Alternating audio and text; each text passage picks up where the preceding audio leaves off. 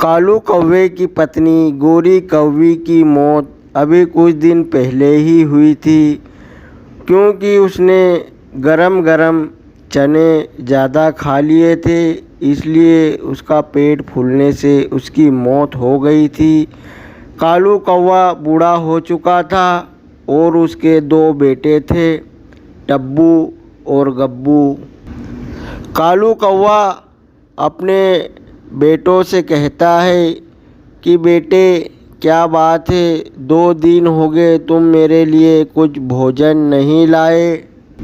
कालू कौवे का बड़ा बेटा टब्बू कहता है कि पापा, मैं तुम्हारे लिए भोजन तो लाया था, मगर घर आते हुए और घर के पास आकर मुझे भूख लगी थी तो वह भोजन मैंने खा लिया।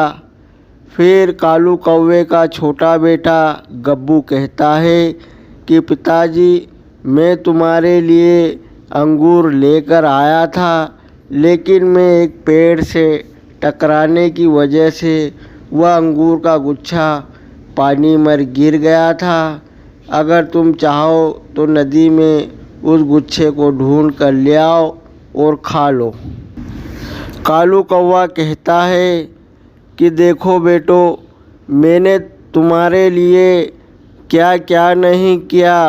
मैंने चोरी की, डाका डाला और तुम्हें पाल पोस कर बड़ा किया, और तुम मेरे साथ ऐसा व्यवहार कर रहे हो।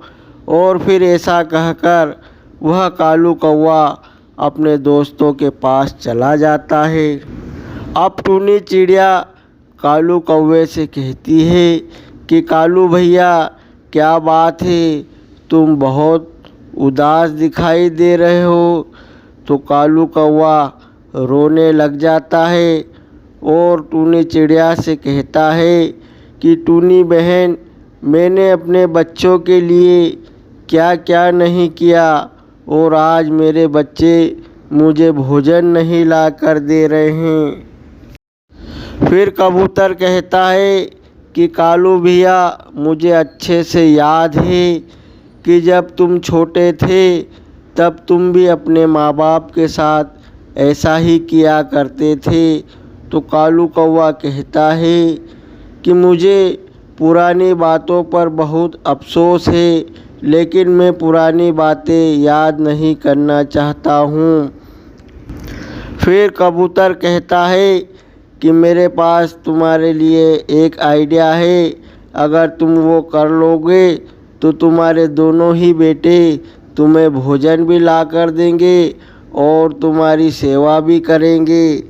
अब कौवा बड़ा खुश होता है कि कबूतर भैया, जल्दी बताओ वो क्या काम मुझे करना है।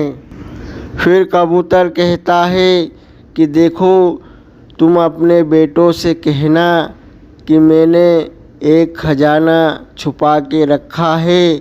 अगर तुम मुझे भोजन ला कर दिया करोगे और मेरी सेवा करोगे तो मैं तुम्हें उस खजाने का राज जब मेरी मौत के 2 रोज़ पहले ही तुम्हें बता दूंगा। अब वह कालू कौवे के दोनों बेटे बड़े ही खुश होते हैं कि पिताजी के पास तो बहुत सारा खजाना है। बड़ा बेटा कहता है कि पिताजी, वो खजाना तो हमारा ही है, तो तुम आज ही हमें क्यों न बता दो, मुझे मोबाइल लेकर आना है। तो छोटा बेटा कहता है कि पिताजी, मुझे भी एक नई कार लेकर आना है। अब कालू कौवे के बेटे दोनों ही कालू कौवे के लिए रोज़ अच्छा अच्छा भोजन लाते हैं और उन्हें भोजन खिलाते हैं और उनके पंख भी दबाया करते हैं। अब कुछ दिनों तक ऐसा सिलसिला चलता रहा। एक दिन की बात है कि कालू कौवे के दोनों बेटे डब्बू और गब्बू एक जंगल में एक पेड़ पर बैठे हुए थे और वह आपस में बात कर रहे थे कि भाई, पिताजी तो अच्छा अच्छा भोजन खाकर जवान हो गए हैं, वो तो ऐसे मरेंगे नहीं, हमें तो कुछ न कुछ करना ही पड़ेगा। फिर बड़ा बेटा डब्बू कहता है कि देखो क्यों न हम पिताजी को जहर देकर मार देते हैं और उनके सारा खजाना हम आपस में बांट लेंगे। तो फिर वह कालू कौवे का बड़ा बेटा कहता है कि गब्बू मैं जहर की शीशी लेकर आता हूँ और तुम एक मीठा सा जंगल जाकर अमरूद लेकर आ जाओ। हम उस जहर को अमरूद में लगा देंगे और पिताजी को दे देंगे और पिताजी मर जाएंगे। कालू कौवे का बड़ा बेटा डब्बू मुनमुन चिड़िया के पास जाता है और मुनमुन चिड़िया से कहता है कि मेरे घर में चूहे बहुत ज़्यादा हो गए हैं तो मुझे चूहों की दवाई दे दो। वह मुनमुन चिड़िया उसे चूहे की दवाई दे देती है और कहती है कि दवाई का ध्यान रखना, यह बहुत ही ज़्यादा जहरीली है। और फिर वह डब्बू दवाई लेकर चल देता है और कालू कौवे का छोटा बेटा गब्बू एक प्यारा सा ताज़ा सा मीठा अमरूद लेकर आ जाता है। अब इन दोनों की बातें एक तोता सुन रहा था।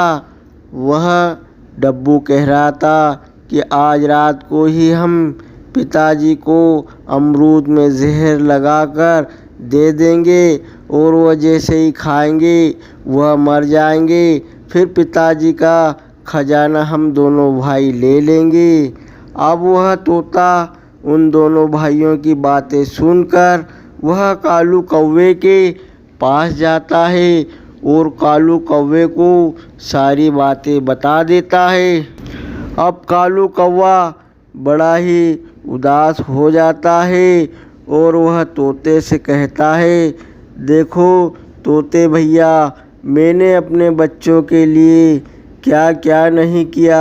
मैंने चोरी की, मैंने डाका डाला और आज मेरे ही बच्चे मेरे साथ क्या कर रहे हैं। कालू कौवा सोया हुआ था और कालू कौवे के दोनों बेटे कालू कौवे से कहते हैं कि पिताजी हम तुम्हारे लिए मीठा और ताज़ा सा अमरूद लाया हैं, तुम इसे खा लो। अब कालू कौवा कहता है कि देखो बेटो, मैंने तुम्हारी सारी बातें सुन ली, तुम मुझे जहर देकर मारना चाहते हो। अब वह कालू कौवा अपना घर छोड़कर अपने दोस्तों के साथ चला जाता है और अपने दोस्तों के साथ में रहने लग जाता है। तो दोस्तों, इस कहानी से हमें क्या सीख मिलती है? इस कहानी से हमें सीख मिलती है कि हम अपने बच्चों को ईमानदारी का भोजन खिलाएंगे तो वह भी हमें ईमानदारी का भोजन खिलाएंगे, वरना हम जब बूढ़े हो जाएंगे तो हम जैसा करते हैं हमारे बच्चे भी वैसा ही हमारे साथ करते हैं। तो दोस्तों, अगर आपको हमारी कहानी पसंद आई तो हमारे वीडियो को एक लाइक ज़रूर कर देना और चैनल को सब्सक्राइब कर लेना और एक प्यारा सा कमेंट ज़रूर कर देना।